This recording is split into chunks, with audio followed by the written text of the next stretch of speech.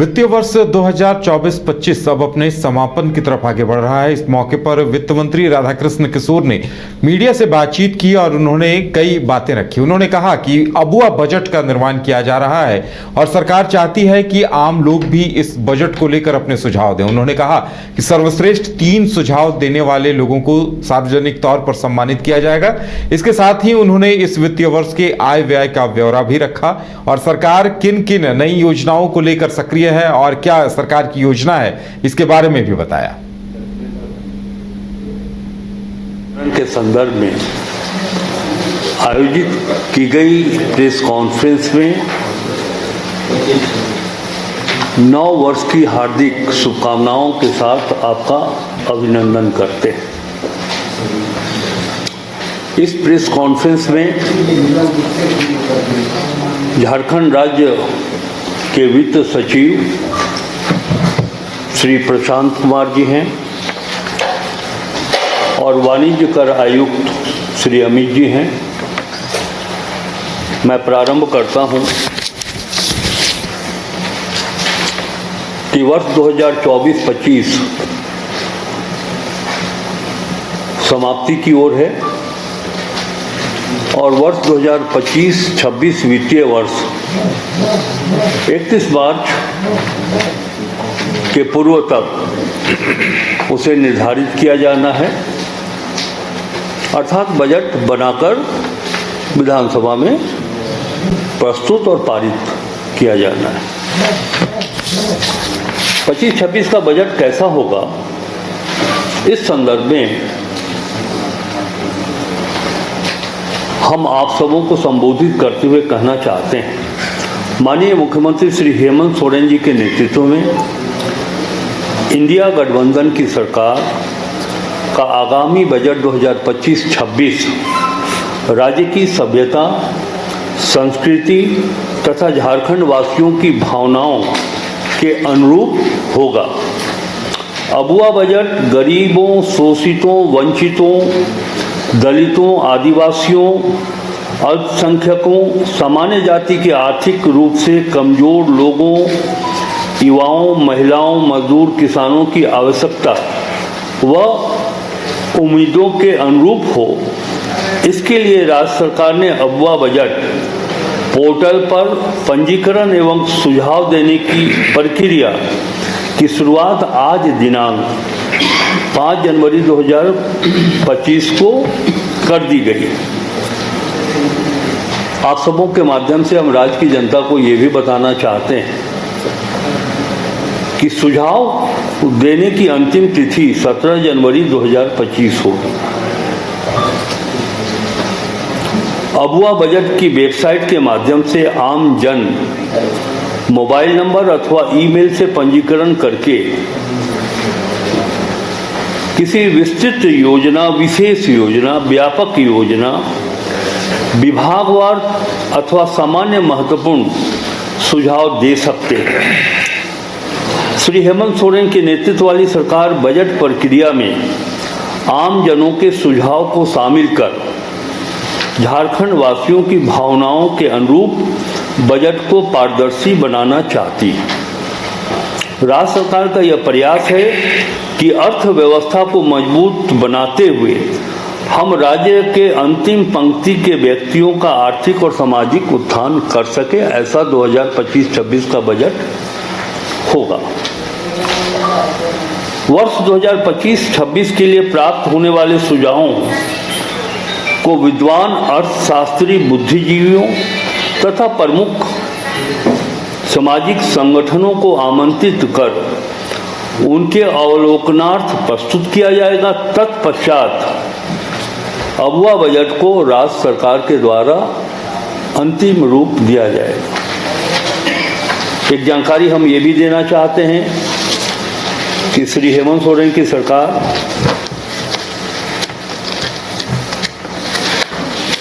इसके पूर्व भी 2024-25 में बजट को पारदर्शी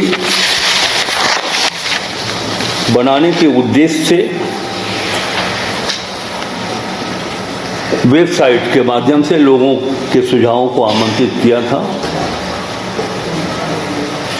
और जानकारी के अनुसार उस वित्तीय वर्ष में राज्य के विभिन्न क्षेत्रों से विभिन्न वर्गों के लोगों के द्वारा लगभग 721 सुझाव प्राप्त हुए थे और जिसमें उस वित्तीय वर्ष के बजट में करीब 27 या 28 सुझावों को आत्मसात किया गया था और उन्हें उस वित्तीय वर्ष के बजट में शामिल किया गया था। मैं चाहूँगा कि अब राज्य के वित्त सचिव जी व्यापक जानकारी इस संदर्भ में आप सबों को देंगे। सभी को नववर्ष की शुभकामनाएं एवं जोहार। जैसा कि माननीय वित्त मंत्री जी ने अभी आपको बताया कि अबुआ बजट पोर्टल एवं ऐप का आज माननीय मुख्यमंत्री जी के द्वारा उद्घाटन कर दिया गया है, जिसके माध्यम से हम झारखंड के सभी आम जनों से उनके सुझाव प्राप्त करना चाहते हैं। और ये जो माध्यम है पोर्टल और ऐप, यह 17 जनवरी तक चालू रहेगा और हम उम्मीद करते हैं कि बढ़ चढ़ कर लोग इसमें हिस्सा लें और अपनी बातों को सरकार तक पहुंचाएं कि उनका बजट कैसा हो। इसमें से जो चयनित होंगे सुझाव, उनको हम विभागों को भेजेंगे। विभाग उसमें पुनः मंथन करके अपने प्रस्ताव वित्त विभाग को भेजेंगे और उसको हम लोग बजट में शामिल भी करेंगे। और जो 3 सर्वश्रेष्ठ सुझाव होंगे उनको सम्मानित भी किया जाएगा।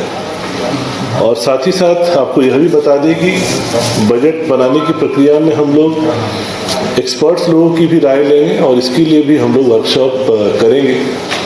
16 और 17 तारीख का दिन तय हुआ है। अलग अलग क्षेत्र विशेष के जो एक्सपर्ट्स हैं उनको बुलाकर विभागीय मंत्रीगण और सचिवों के साथ विचार विमर्श किया जाएगा और उनकी भी राय ली जाएगी कि झारखंड का बजट कैसा हो। और फिर जो एक्सपर्ट्स की राय आएगी और जो आम जनों की सुझाव आएंगे उनको समेकित करते हुए हम लोग माननीय मुख्यमंत्री जी के समक्ष इसके समापन समारोह में प्रस्तुत करेंगे और एक अंतिम निष्कर्ष पर पहुंचेंगे जो झारखंड के बजट का रूप लेगा और जिसे हम प्रस्तुत करेंगे। तो पुनः आप सभी के माध्यम से हम यही अनुरोध करना चाहेंगे कि आप आम जनों तक यह बात को पहुंचाएं कि वो बढ़ चढ़कर अपने सुझावों को हम तक भेजें। धन्यवाद। वाणिज्य कर आयुक्त जी आपको बताएंगे कि जो कार्यशाला का आयोजन किया जाएगा और उसकी तिथि क्या होगी, किस दिन किस विभागों के साथ बैठ करके कार्यशाला निर्धारित किया जाएगा। श्री अमित कुमार जी। सचिव महोदय ने बताया 16 और 17 तारीख को जो तिथि निर्धारित हुई है, तो अलग अलग विभाग के जो भी स्टेक होल्डर्स होते हैं उनको हम लोग आमंत्रित करते हैं और उनके बहुमूल्य सुझाव उसमें प्राप्त करते हैं। तो मुख्य रूप से 16 को 2 सेशंस तय किए गए हैं, फर्स्ट हाफ में, सेकेंड हाफ में। तो उसमें कृषि विभाग, खान एवं भूतत्व विभाग, पर्यटन विभाग के जो स्टेक होल्डर्स होंगे उनको हम लोग आमंत्रित करेंगे। साथ ही साथ संबंधित विभाग के सचिव महोदयगण, माननीय मंत्रीगण, सभी लोग आमंत्रित रहेंगे। तो उस विचार विमर्श के बाद आगे की रणनीति तय की जाएगी कि उसमें से क्या क्या चीज़ अब बजट में हम लोग सम्मिलित करेंगे। 16 को सेकेंड सेशन में नगर विकास विभाग, पथ निर्माण, उद्योग, ऊर्जा और परिवहन विभाग के स्टेक होल्डर्स के साथ बैठकें होगी। 17 तारीख को फर्स्ट हाफ में health department, education department, food and civil supply, skill development के स्टेक होल्डर आमंत्रित हैं। और 17 को सेकेंड हाफ में कल्याण विभाग, महिला बाल विकास और सामाजिक सुरक्षा विभाग के स्टेक होल्डर उसमें आमंत्रित हैं। माननीय मंत्री के समक्ष सुझाव आएंगे तो उस पर फिर उसी हिसाब से विचार विमर्श किया जाएगा। सरकार चाहती है कि ये हमारा बजट हो, सभी वर्गों का सुझाव इसमें प्राप्त किया जाएगा। जो आज माननीय मुख्यमंत्री जी के द्वारा जो पोर्टल और ऐप लॉन्च किया गया है, तो जैसे अभी मैं जस्ट मोबाइल ऐप को आप लोग को दिखा रहा हूँ। अभी तक वेब पोर्टल के माध्यम से 16 और मोबाइल ऐप के माध्यम से 7 सुझाव, कुल 23 सुझाव आज अभी तक प्राप्त हो गए। तो एटलीस्ट संख्या हम लोग देख सकते हैं, फिर वो जो वित्त विभाग हम लोग इसके डिटेल्स को देखते हैं, एग्जामिन करते हैं, तो उसी हिसाब से फिर उसको हम लोग संकलित करके आगे कार्रवाई करेंगे। तो आपका अनुरोध यही होगा कि सभी जनता, क्योंकि जो झारखंड के जो लोग हैं राज्य में भी निवास कर रहे हैं, राज्य के बाहर भी निवास कर रहे हैं, तो बजट सभी के लिए।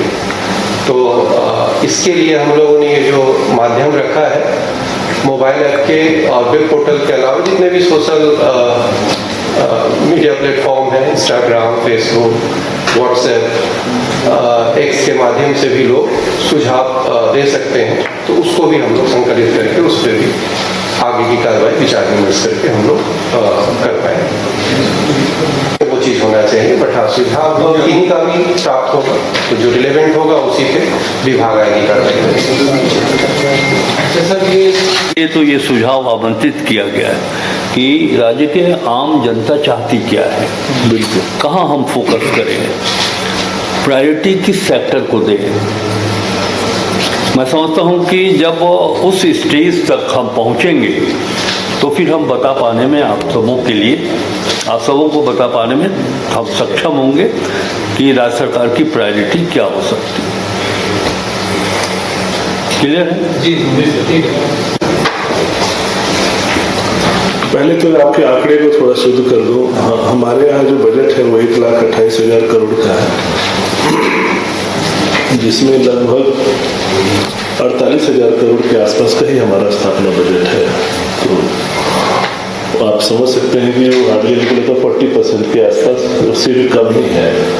तो हमारे पास स्कीम के लिए बजट काफ़ी अच्छे प्रतिशत में है, 60% एंड अबव है। 80,000 करोड़ हम लोग अपने स्कीम बजट में रखते हैं, और उस 80,000 करोड़ का एक अंश जो है 15,000 करोड़ जो है मैया सम्मान में जा रहा है। तो अभी भी हमारे पास करीब 65,000 करोड़ जो है स्कीम के लिए है, और राज्य सरकार इस बात को लेकर भी काफ़ी प्रयास कर रही है कि हम अपने राजस्व स्रोतों को भी कैसे बढ़ाएं, और हमें उम्मीद है कि अगले वित्तीय वर्ष में हम लोग करीब 10,000 से 15,000 करोड़ तक राजस्व भी बढ़ाने का प्रयास करेंगे, और उसमें हमें उम्मीद है कि हमें सफलता भी मिलेगी। और अगर ये हो जाता है तो फिर हम बिल्कुल उसी निरंतर गति से आगे बढ़ते रहेंगे, और सभी क्षेत्रों में संतुलित जो हमें खर्च करना है, और चाहे वो स्कीम हेड में खर्च हो, स्कीम हेड में भी खर्च 2 पार्ट में होता है, रेवेन्यू हेड और कैपिटल हेड। दोनों में हम लोग संतुलित रूप से खर्च करें, और कैपिटल हेड में जो खर्च है उसको अच्छा माना जाता है, क्योंकि वो आपके ग्रोथ को स्पर्ट करता है। तो झारखंड इस मामले में कुछ गिने चुने राज्यों में से है जो हर साल हमारा कैपिटल खर्च 10% से भी ज़्यादा बढ़ रहा है, और इसके लिए केंद्र सरकार ने हमें इंसेंटिव भी दिया है। तो हमें कुल कितना इंसेंटिव मिला है वो आंकड़ा भी तत्कालिक मेरे पास नहीं है। प्रतीक है क्या? लगभग 450 करोड़, लगभग 450 करोड़ का हमें इंसेंटिव मिला है, इस बात के लिए कि हम हर साल अपने कैपिटल हेड में जो खर्च करते हैं वो हर साल 10% बढ़ा रहे हैं, जो कि एक अच्छे आर्थिक नीति का संकेत देता है। ये बजट की बात हुई तो 2024-25 में जो बजट पूर्व में भी ये कहा है कि जब आप एक्सपेंडिचर का रिपोर्ट मांगेंगे या देखना चाहेंगे तो हर 5वां वर्ष इस राज्य के लिए इलेक्शन ईयर हो जाता है, और झारखंड को 2 इलेक्शन देखना पड़ता है, एक एमपी इलेक्शन और दूसरा विधानसभा का चुनाव। कोड ऑफ कंडक्ट जो लगता है 2 महीना 2.5 महीना उससे प्रभावित होता है एक चुनाव में, तो 5 महीना दोनों चुनावों को मिला करके MCC model code of conduct में ये समय हमारा चला जाता है, हम योजनाओं की शुरुआत नहीं कर पाते, क्रियान्वित नहीं कर पाते, तो इसका एक इम्पैक्ट पड़ता है।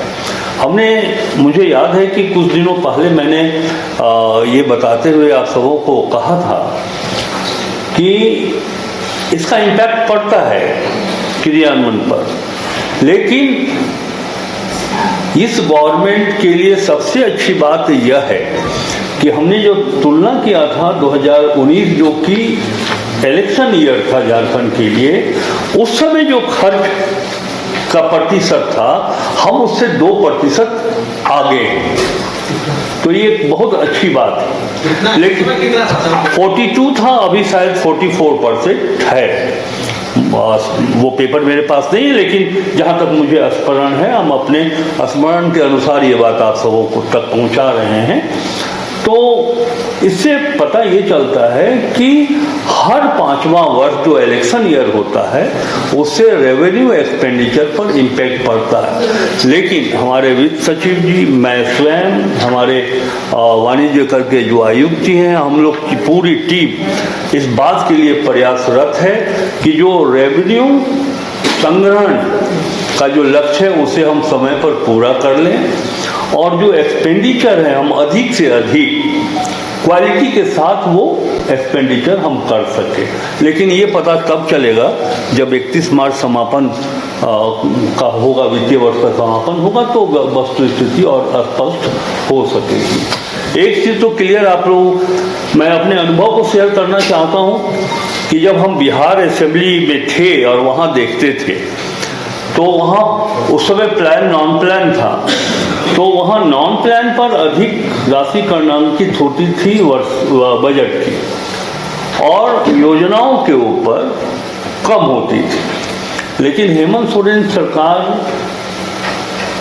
की यह जो फिनेंशियल मैनेजमेंट है, जैसा कि हमारे सचिव जी ने कहा कि 40% जो है सो एस्टैब्लिशमेंट के ऊपर और 60% स्कीम के ऊपर राशि खर्च हो रही है। इससे बेहतर फिनेंशियल मैनेजमेंट नहीं हो सकता है।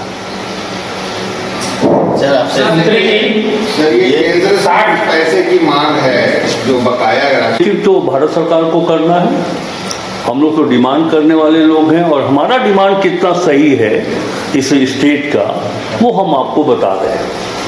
2022 में तत्कालीन मुख्य सचिव श्री सुखदेव जी ने भारत सरकार के वित्त मंत्रालय को पत्र लिखा था, और उन्होंने सेक्टर वाइज डिमांड किया था कि इस सेक्टर में इतना बाकी है, इसमें इतना बाकी, कुल 1,36,000 करोड़ उन्होंने बताया था कि ये बकाया है, आप झारखंड को दीजिए। 2023 में माननीय मुख्यमंत्री श्री हेमंत सोरेन जी ने भी पत्र लिखा। दोनों पत्र का जवाब भारत सरकार ने नहीं दिया, और एक पॉलिटिकल प्लेटफॉर्म, मैं सिर्फ पॉलिटिकल प्लेटफॉर्म, वो एक महान विधानसभा की संस्था है और पार्लियामेंट संस्था है, सर्वोपरि है, लेकिन वहाँ जिस तरह से पॉलिटिकल आंसर किया गया हमारे बिहार के एमपी, माननीय एमपी के प्रश्न के आलोक में कि कोई बकाया नहीं है, तो सार्वजनिक जनप्रतिनिधियों के प्लेटफॉर्म पर बताने से अच्छा तब होता जब हमारे तत्कालीन मुख्य सचिव ने पत्र लिखा था, मुख्यमंत्री ने पत्र लिखा था। ये दोनों स्टेट के एक अथॉरिटी हैं, आप उनके पत्रों के आलोक में कोई जवाब नहीं देते, और एक साधारण सा पार्लियामेंट में उठ के खड़ा हो जाते हैं और बताते हैं कि कोई बकाया नहीं। आप बताइए, देखिए ये संघीय व्यवस्था हमारे देश में, और राज्यों का और केंद्र के बीच संबंध जो है वो एथिकल रिलेशन भी होता है। हमने डिमांड किया है, हमारा हक है, हम कोई भीख झारखंड नहीं मांग रहा है उनसे। अगर राजनीतिक सुचिता है केंद्र सरकार के पास तो ये पैसा हमें वापस करें, और यदि ये पैसा वापस केंद्र सरकार नहीं देती तो लीगल पहलू भी है सामने, हम लोग उस पहलू को भी देखेंगे। कब तक वेट कीजिएगा सर ये पैसा? बहुत वर्षों से पैसा बाकी है ना, कोई डेडलाइन तो आपको नहीं दे सकते, लेकिन हम लोग इस दिशा में आगे बढ़ेंगे। सर जो सुप्रीम कोर्ट ने फैसला इसका दिया तो वो क्या था जो 10 किस्तों में देंगे इस तरह? भाई हमको आप लौटाने की बात कर दे भारत सरकार, हम ये कहाँ कह रहे हैं कि एक ही फाइनेंशियल ईयर में 1,60,36,000 करोड़ रुपया दे दीजिए। आप 3 फाइनेंशियल में 4 किस्तों में 5 किस्तों में दीजिए, लेकिन वो तैयार हो ये कहने के लिए कि हाँ बाकी है। हम तो बता रहे हैं कि किस हेड में कितना बाकी है, लेकिन उनका जवाब गोल मटोल आ रहा है कि कोई बकाया नहीं है। ऐसे थोड़ी चलता है सर। कई इलाकों से ये शिकायत मिल रही है कि सर्वजन पेंशन जो बुजुर्गों को मिल रहा है आपके नहीं, इसकी तो जांच करने के बाद ही हम कोई टिप्पणी कर सकते हैं। ये महिला एवं बाल विकास विभाग एवं सामाजिक सुरक्षा विभाग से हम जानकारी लेकर आपको उसमें अपडेट दे सकते हैं। धन्यवाद सर। ये वित्त सचिव साहब ने कहा नया योजना के बारे में तो बताया है, कहाँ से आएगा, कैसे मिलेगा। 2 स्कीम मेजर स्कीम आप लोगों ने घोषणा कर रखा है, एक 450 में गैस सिलेंडर और दूसरा ये 250 यूनिट तक बिजली फ्री। इसको कहाँ से आप लोग कवर कर रहे हैं और कब तक? देखिए एक चीज आप बोलेंगे, देखिए एक चीज तो आपने कहा कि वित्तीय संकट, कोई संकट नहीं। इतना बढ़िया वित्तीय प्रबंधन है कि मैया सम्मान जैसे, मैं इसे नाम देता हूं पवित्र योजना, बस जो वहां तक पहुंच रहा है जरूरतमंद लोगों तक, इसीलिए कोई वित्तीय अभाव नहीं। हमारे वित्त सचिव जी ने आपको कहा कि आगामी वित्तीय वर्ष में हमारा प्रयास होगा कि जो हमारा सेंट्रल असिस्टेंस है या राज्य का अपना जो ओन टैक्स है, दोनों मिलाकर के आज के तारीख में जो हमें मिल रहा है, हम उससे 10,000 से 15,000 अधिक रेवेन्यू की व्यवस्था करेंगे। ये हम सबों का प्रयास होगा और झारखंड के वित्तीय व्यवस्था के इतिहास में ये पहला अवसर होगा कि हम अपने रेवेन्यू को इंक्रीज करेंगे। इसको तब तक लागू कर ये गैस सिलेंडर वाला जो है, गैस सिलेंडर वाला सब 450 ये किसकी घोषणा थी? ये आप लोगों की मतलब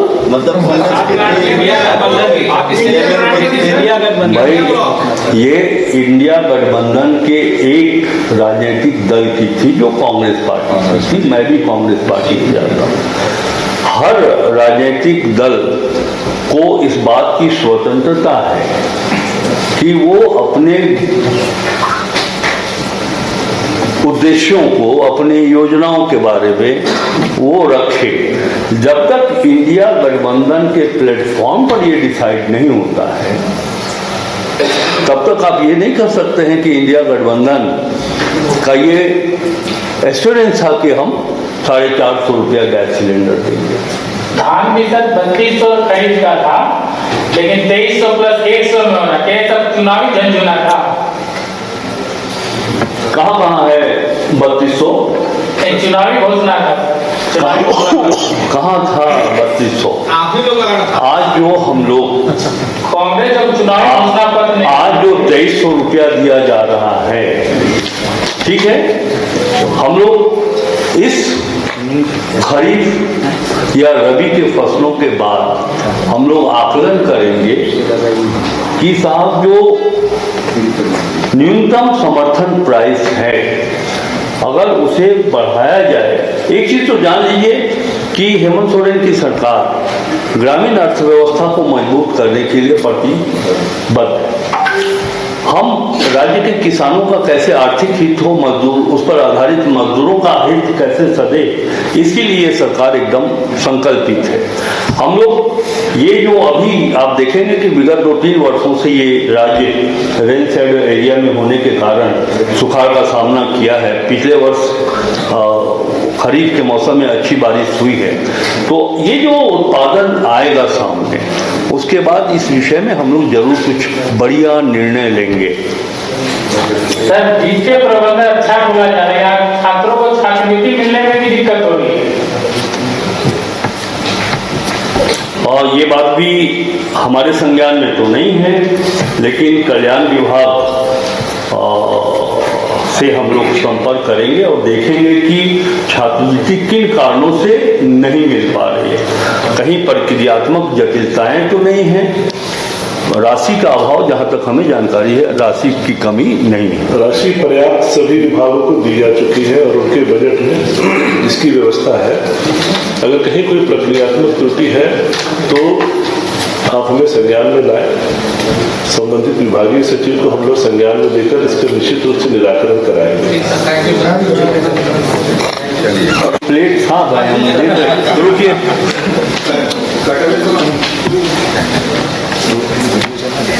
हाँ वीडियो चलाइए। देखिए हम लोग की संस्कृति ये है कि सामने प्लेट हम लोग के आ जाए उसके बाद थैंक यू बोलेंगे।